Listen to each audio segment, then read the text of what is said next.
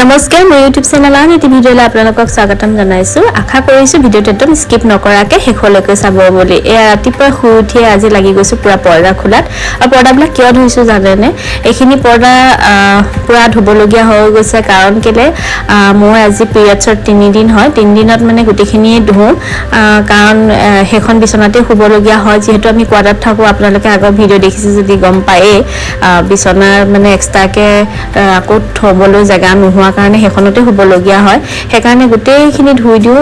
3 দিনৰ দিনাখনি বেড কভাৰৰ পৰা আদি কৰি পৰ্দা আৰু গাৰু কভাৰ গোটেইখিনিয়ে মানে উলিয়াবলগীয়া হৈছে। গোটেইখিনি এতিয়া ভালকৈ ধুমগৈ। এয়া দেখিছে পূৰা ফটাফট খুলি লৈছোঁ আৰু একদম কম্বল চম্বল চব লেটিয়াই দিবলগীয়া হয় কাৰণ ল'ৰাটো মোৰ লগতে শুৱে আৰু মই এইখিনি নিয়ম মানো, গতিকে লৈ আপোনালোকৰ লগতো শ্বেয়াৰ কৰোঁ বুলি ভাবিছোঁ। আপোনালোকে এনেকৈ মানে নে নামানে জনাব, কমেণ্ট কৰিব কাৰণ ভাল লাগে। নিয়ম বুলি নহয়, একচুৱেলি চাফ চিকুণতাটোৱে মেইন আৰু আমি সেইকাৰণে হাইজেনিক হৈ থাকিবলৈ কাৰণে চাফ চিকুণ কৰিবই লাগিব। আৰু এইখিনি মানে পূৰা চাফা কৰি লওঁ কাৰণ কেলৈ গোটেইখিনি ধুই দিওঁ আৰু মই, নহ'লে মনটো কিবা ভাল নালাগে মোৰ ভাগৰ।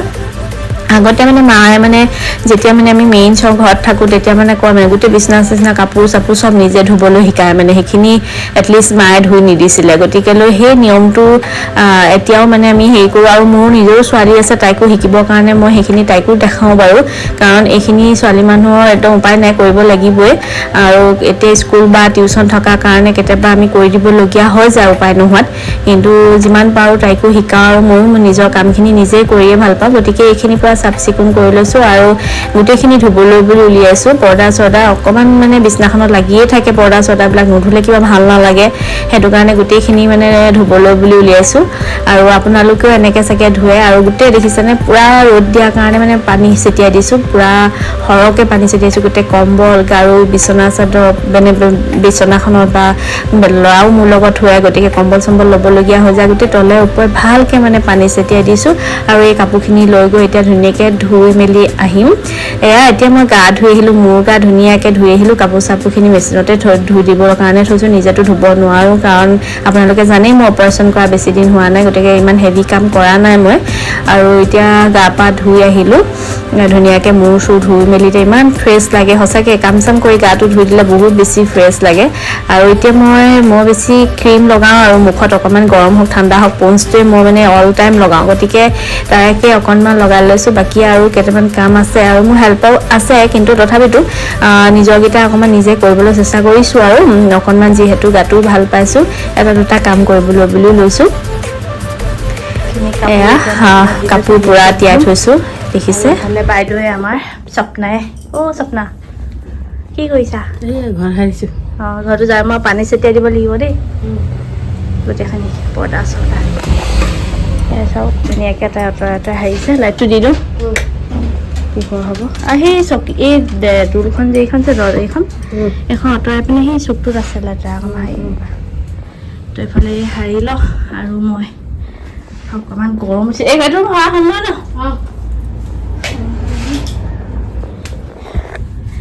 5 মিনিট বহি লওঁ। চাওকচোন বাহিৰত কিমান ৰ'দ দিছে, কাপোৰ একদম পূৰা মৰমৰীয়াকৈ শুকাই যাব। অলৰেডি স্বপ্নাই গোটেই কাপোৰখিনি ৰ'দত দিলেই আৰু একদম গাৰুৰ পৰা আদি কৰি কম্বল চম্বল গোটেইখিনি ৰ'দত দি দিছোঁ, ধুনীয়াকৈ শুকাই যাব। আৰু এতিয়া এফালে ভিতৰলৈ সোমাই আহিছোঁ আৰু এইখিনি একদম পূৰা পানী ছটিয়াম। গিলাচ এটাত পানী লৈ লৈছোঁ, ভালকৈ পানী অলপ ছটিয়াই দিছোঁ। অহা যোৱা ল'ৰাও থাকে যিহেতু, অকণমান সিও আহি উঠি মেলি দিয়ে, মোক চুই মেলি দিয়ে, সেইটো কাৰণে অকণমান মানে পানী ছটিয়াই দিছোঁ। কাৰণ গোটেইখিনি কাপোৰ ধুই মেলিবলৈ জেগা নহয়, সেইকাৰণে অলপ এনেকেই নিয়ম কৰি থৈ দিছোঁ। কাৰণ আকৌ 7 দিনত যেতিয়া গোঁসাই ঘৰত সোমাম তেতিয়া আকৌ গোঁসাই ঘৰ পৰ্দাখিনি ধুব লাগিবই, সেইটো কাৰণে এতিয়া অলপ পৰ্দাখিনি এইখিনি অহা যোৱা মানে ৰাস্তাটো পৰ্দা আৰু পানী দুনি ছটিয়াই দিছোঁ ভালকৈ। এইখন বিচনাও অকণ পানী দুনি ছটিয়াইছোঁ। এনেই একচুৱেলি মনটো ভাল লাগে আৰু এইখিনি এনেকৈ চাফা কৰি দিলে। এইখিনিতো পূৰা এয়া চকীত বহা মেলা, সেইকাৰণে ৰ'দত চ'দত দি দিবলৈ মানে পানী ছটিয়াই দিছোঁ সৰহকৈ। আৰু যিহেতু আজি ৰ'দটো বৰ ধুনীয়া দিছে সেইকাৰণে মানে পটককৈ শুকাই যাব, সেইকাৰণে একদম সৰহকৈ পানী ছটিয়াই দিছোঁ। আৰু বেটিয়ে বহা জেগাৰ পৰা আদি কৰি চবতে গোটেই ঘৰ মানে একদম পবিত্ৰ কৰি দিছোঁ। চাবচোন এইখিনি কৰিহে একচুৱেলি মনটো ভাল লাগে, নহ'লে আমি একো যদি নকৰোঁ ঘৰখন কিবা এটা ভাল নালাগে, বিশেষকৈ মোৰ ভাল নালাগে। কিন্তু বহুতে এইবিলাক নামানে মানে কি আৰু হাইজিনিক আৰু মানে চাফাটোৱে বিচাৰে কিন্তু মই আকৌ মানে কিবা মনটো ভাল নালাগে গতিকে গোটেইখনতে পানী দুনি ছটিয়াওঁ বা হেৰি কৰোঁ আৰু মানুহ দুনুহ ক'ৰবাত ঢুকাইছে বুলি ক'লে নগ'লেও চোৱাৰ নিচিনা লাগে যে সেইকাৰণে মানে চব চাফা কৰোঁ আৰু এইফালে ল'ৰাটো একদম ৱাৰ্ডৰোবটো মানে ইমানেই কাপোৰ খেচং মেচেং হৈ আছে যিহেতু মানে কাপোৰ উলিওৱা সোমোৱা কেইবাখনো হাত হৈ গৈছে আগতে মই অকলে উলিয়াওঁ কাৰণে চিজিল হৈ থাকে এতিয়া মানে কেতিয়াবা ফটককৈ আমুকটো আনা তামুকটো আনাকৈ কৈ দিবলগীয়া হয় সেইকাৰণে গোটেই খেলেং মেলেং হৈ গৈছে আৰু এতিয়া এইখিনি ধুনীয়াকৈ জাপিম কাপোৰ অলৰেডি অলপ উলিয়াইও লৈছোঁ মই ধুনীয়াকৈ মানে সামৰি থ'ম বুলি জেগাত মানে ধুনীয়াকৈ কাৰণ এয়া ধুনীয়াকৈ জাপি মেলি দি দিলোঁ এতিয়া ধুনীয়াকৈ বন্ধ কৰি দিছোঁ কাৰণ জেগাই জেগাই আকৌ ধুনীয়াকৈ সামৰি দিলোঁ খেলেং মেলেং হৈ আছিলে বাৰু এইফালে তাৰপৰা এয়া আমাৰ চাহ একাপ দিছে স্বপ্নাই চাহকাপ খাই লওঁ আৰু ৰাতিপুৱাৰ পৰা চাহ খোৱা হোৱাই নাছিলে এতিয়া তাই চাহ দিছে আৰু গৰমত তাতে বহি আছে মোৰো বহুত গৰম উঠি গ'লগৈ মানে গা পা ধুই অকণমান এনেকৈ কাম চামকেইটা কৰি দিলতে ইমান গৰম উঠি গ'ল আৰু এতিয়া চাহ খাবলৈ বুলি লৈছোঁ আজি বিশেষ তেনেকৈ ব্ৰেকফাষ্ট বুলি নাই আৰু চুজি বনালে চুজিৰ লগতে চাহ দিছে তাকে চাহ খাবলৈ বুলি লৈছোঁ এয়া চাহকাপ খাই লওঁ মেলিবলৈ জেগা নাই মেটকেইখনো ধোৱা যিহেতু হৈ গ'ল ভৰি মোচা তাকে মেলিবলৈ জেগা নাই উপায় নাই ইয়াতে টিঙতে মেলি দিবলৈ দিছোঁ কাৰণ শুকালেই হ'ল আৰু এইফালেও শুকান কাপোৰখিনি মই লৈ আহিছোঁ ধুনীয়াকৈ জাপি মেতিয়া আৰু এইফালে পুৰা কাপোৰ মেলি দিলোঁ দেখিছেনে গেজতে মেলি দিছোঁ কাৰণ একদমেই জেগা নাই মানে স্কুলৰ পৰা আহি পালে কি আনিলা স্কুলৰ পৰা আহোঁতে দেখাই দিয়াচোন হা এটা খালেই এইটো কি দেখাই দিয়া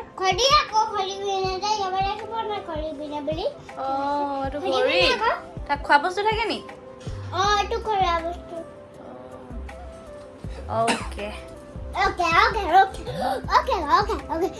বাৰী নেমু ছিঙিছোঁ দেই এইফালে মান ধনিয়া এয়া মান ধনিয়া কেইডালমান আৰু এইটো বাৰী মোৰ নিজৰ বাৰী ছিঙিছোঁ এয়া বাপৰে নিছিঙেই দেখোন এইটো চাওক আৰু গছজোপা হৈছে এইজোপা এয়া নেমু লাগিয়ে আছে এইটো এটা আৰু সেইফালে ওপৰলৈও লাগি আছে তাৰপিছতে এইফালে আৰু আগতো দুটামান ছিঙিলোঁ এয়া আৰু এতিয়া এইকেইটাই এতিয়া এটা ধুনীয়া ৰেচিপি বনামগৈ যিহেতু নেমু পিছফালে বাৰীখন বাৰু অকণমান লেতেৰা হৈ আছে এইখিনি আপোনালোকে হেৰি নকৰিব আৰু এইফালে কুকুৰা এজনী আনি দেখিছেনে সেইজনী সেইজোপা নেমু গছ আৰু এয়া বলক এতিয়া এটা ধুনীয়া এইকেইটাই ৰেচিপি এটা বনাওঁগৈ বলক এয়া পুঠি মাছ হাফ ফ্ৰাই কৰি থোৱা আছে পুঠি মাছ আৰু এতিয়া নেমু দি পিনে বনাম লগত কেনেকৈ বনাওঁ আপোনালোককো দেখাম এয়া চব ধুনীয়া ধুনীয়া এজনী পুঠি মাছ হাফ ফ্ৰাই কৰি থোৱা আছে আৰু এতিয়া ধুনীয়াকৈ বনাম এতিয়া এয়া টেঙা দি পিনে দেখাছা এয়া চব ঘৰৰ নেমু কিমান ধুনীয়া চেণ্ট আৰু ইমান ধুনীয়া মানে ৰস একদম উলিয়াই লৈছোঁ ভালকৈ চেপি পিনে এফাল পুৰা দিছোঁ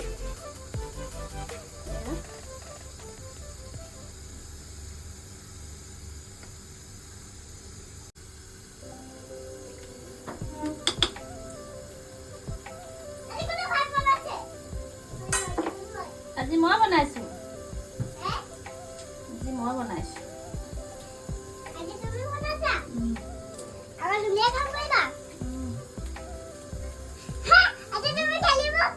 উলিয়াই ল'লোঁ দেখিছে আৰু এইফালে কেৰাহী পাতি থৈছোঁ কেৰাহীখন দেখা কেৰাহী পাতি থৈছোঁ এতিয়া বনাওঁ বলক এইফালে তেল কমকৈ দিছোঁ আৰু ডাঙৰ ডাঙৰ চাই পুঠি মাছ কেইজনমান বাছি লৈছোঁ আৰু তেলখনকৈ দি দিছোঁ বহুত বেছি দিয়া নাই মাছ কমকৈ দিছোঁ অকণমান টেঙা দি বনাম যিহেতু আৰু সেইকাৰণে অকণমান হাফ ফ্ৰাই কৰি থোৱা আছিলে তথাপিতো অকণমান তেলত ফ্ৰাই কৰি লৈছোঁ দেখিছে ধুনীয়াকৈ পুঠি মাছ কাৰ কাৰ প্ৰিয় কমেণ্ট কৰিব জনাব আমাৰ মোতকৈ বেছি এখেতৰ বেছি প্ৰিয় হয় আৰু পুঠি মাছৰ লগত ঢেকীয়া ঔটেঙা এইবিলাকে জেনেৰেলি মানে মিলে কিন্তু আজি ভাবিছোঁ যিটো গৰম পৰিছে আৰু সেইকাৰণে ভাবিছোঁ আজি মই বনাওঁ আৰু অলপ নেমু দি পিনে দেখিছে অকণমান সময় এনেকৈ গৰম হ'বলৈ বুলি এৰি দিছোঁ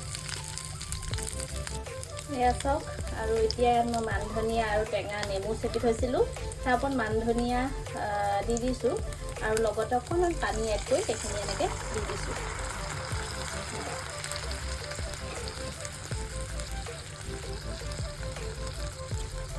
খুব ধুনীয়া স্মেল আহিছে লগতে নিমখ দি দিছোঁ এইখিনি একেবাৰে শুকাই যোৱালৈকে মানে এইখিনি ৰসটো একদম মাছলৈ সোমাই যোৱালৈকে এনেকৈ থৈ দিম। একো দিয়া নাই বিশেষ, একেবাৰে চিম্পুলকৈ বনাইছোঁ। ইয়াত মছলাও একো দিয়া নাই আৰু আদা ৰচুন পিঁয়াজৰ পাতি একদম চিম্পুল, একেবাৰে সহজ পদ্ধতি এনেকৈ বনাইছোঁ। এতিয়া এইখিনি এনেকৈ অলপ দেৰি থৈ দিম উতলি যেতিয়া পানীখিনি শুকাই যাব, মানে নেমু ৰসখিনি, তেতিয়া খাবলৈ খুব ধুনীয়া টেষ্ট হয়। এয়া চাওক, মাছখিনি ফ্ৰাই কৰি থোৱা আছিলে, যিহেতু বনাবলৈ একেবাৰে সহজ হৈ গৈছে মোৰ কাৰণে। এয়া এতিয়া মই গেছটো ফ্লেমটো কমাই অলপ দেৰি এনেকৈ থৈ দিম। ইফালে চাওক, পানীখিনি একদম ধুনীয়াকৈ টেঙাৰ যোনখিনি ৰস সেইখিনি ৰুকি ল'লে ধুনীয়াকৈ মাছকেইজনীয়ে। আৰু এইফালে মই ওপৰত অলপ ধনিয়া দি দিছোঁ, খুব টেষ্ট হয়। এয়া ধনিয়া দি পিনে এয়া মোৰ ৰেচিপি ৰেডি হ'ব। মই এতিয়া গেছটো অফ কৰি দিছোঁ। এনেকৈ আপোনালোকেও ট্ৰাই কৰিব, খুব ধুনীয়া হয় খাবলৈ, যিহেতু গৰমত এইটো খুব ধুনীয়া ৰেচিপি। ৰাতিলৈ দিনৰ ভাত সাজ খাবলৈ পোৱা নাই, ৰাতিলৈ ষ্টাৰ্ট কৰিলে মুৰ্গী। কিমান কেজি এইটো? 1 কেজি।